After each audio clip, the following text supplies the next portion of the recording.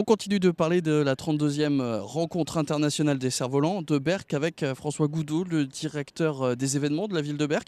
Première question, pour la ville de Berck, un événement comme ça, la 32e édition en plus, ça représente quoi? Bonjour, c'est un très grand événement pour nous, c'est l'ouverture de la saison. Ici au mois d'avril, vous le voyez, la plage est très fréquentée et c'est vraiment un événement très important en termes d'image et en termes de retombées économiques dans la station bien sûr. On va revenir bien sûr sur ces retombées économiques, mais d'abord, l'année dernière, il y avait 500 000 personnes. Est-ce que vous pensez que vous pourrez battre ce chiffre cette année? Alors on n'est pas sur une course aux chiffres, c'est vrai que c'est toujours compliqué ici de pouvoir mesurer une fréquentation sur un espace aussi large, aussi ouvert, sur un événement gratuit. L'impact météo est très important et puis aujourd'hui ce que l'on souhaite c'est surtout offrir un beau spectacle aux clients qui viennent nous rencontrer et je pense que cette semaine ils sont gâtés. Oui. L'impact météo, justement, un peu de vent, un peu de soleil, c'est parfait pour une bonne année? Là on est bien et c'est vrai que le vent souffle, il a permis de faire voler le plus grand cerf-volant du monde, il permet ici aux compétitions de se tenir et sous un soleil on voit que les gens ici se posent en famille sur le sable et c'est un beau moment qu'on partage tous. Oui. Alors, je reviens sur les mots que vous avez utilisés tout à l'heure, les retombées économiques de la ville. Ça représente quoi 10 jours de cerf-volant à Berck? Alors c'est extrêmement important. Aujourd'hui, ça permet à beaucoup de commerces ici d'avoir des emplois qui durent à l'année parce qu'avant, les emplois étaient surtout saisonniers sur une période qui était de plus en plus courte, de mai à septembre ou octobre. Et aujourd'hui, les rencontres de cerfs-volants qui ont lieu en avril, 10 jours de cerfs-volants, c'est la première fréquentation de l'année, devant un 14 juillet, devant un 15 août. 10 jours de cerfs-volants représentent quasiment un mois d'activité estivale. Et donc c'est de l'emploi, des retombées économiques et puis surtout une ville qui vit toute l'année. Du coup, est-ce qu'on peut imaginer qu'il y aurait forcément une 33e l'année prochaine? On peut l'imaginer, bien sûr, oui, tout à fait. Parfait. Donc on va revenir aussi sur les événements qu'on retrouve ici. Alors évidemment, il y a les compétitions internationales qui se trouvent juste derrière nous. Il y a aussi pas mal d'amateurs qui viennent avec leur cerf-volant, le plus grand cerf-volant du monde. Mais il y a aussi d'autres choses qu'on peut voir comme ça en se baladant sur la plage de Berck.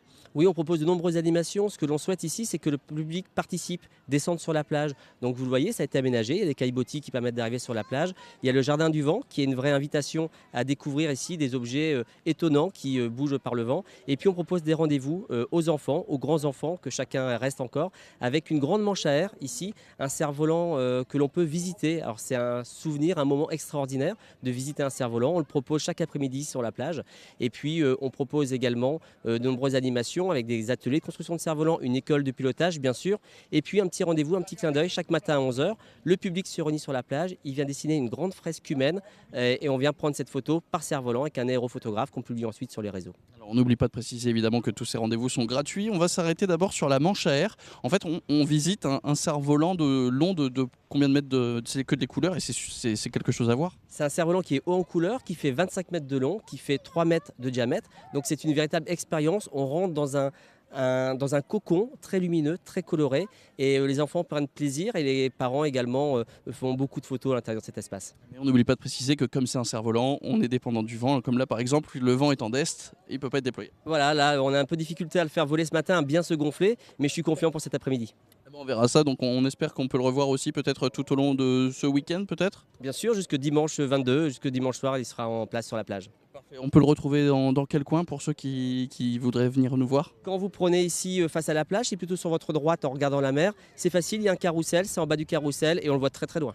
Alors, autre événement qui a eu lieu, c'était cette semaine, c'était ce mardi, c'était le plus grand cerf-volant du monde qui a volé. Au niveau de l'organisation, au niveau de l'événementiel, forcément vous, ça a dû vous faire un sacré coup de pub, mais au niveau de l'organisation, on s'y prépare combien de temps à l'avance pour trouver ce cerf-volant-là? Alors ici, c'est un travail qui est fait avec notre responsable artistique qui parcourt le monde pour trouver les cerfs-volants. Gérard Clément, vous l'avez rencontré tout à l'heure. Et donc, c'est un cerf-volant qui vole pour la première fois à l'international. Ici, secondé par les équipes techniques. Ils sont une vingtaine de Koweïtis à faire voler ce cerf-volant. Mais on a également ici des personnes de la ville de Berck parce que vous avez vu, il faut un bulle pour retenir ce cerf-volant qui a une énorme traction. Et donc, les équipes ici sont toujours à pied d'œuvre, tôt le matin, tard le soir, pour aider les cerfs-volistes à réaliser ces exploits. Et puis justement, on s'arrête sur ces équipes qui doivent faire pas mal de travail, pas mal de marche à pied, notamment sur le sable, ça doit être assez éprouvant. Oui, c'est ça. On fait notre sport aussi ici. Vous avez vu, l'espace est très long, hein, 1 kilomètre de long sur plusieurs centaines de mètres de large. Et donc ici, les équipes, on ne compte plus maintenant, mais c'est une dizaine de kilomètres par jour. Et ça fait du bien à chacun. Hein. Alors, on a vu pas mal d'activités sur le sable et c'est ma dernière question. Vous, votre préférée, c'est laquelle? Alors, c'est la nouveauté.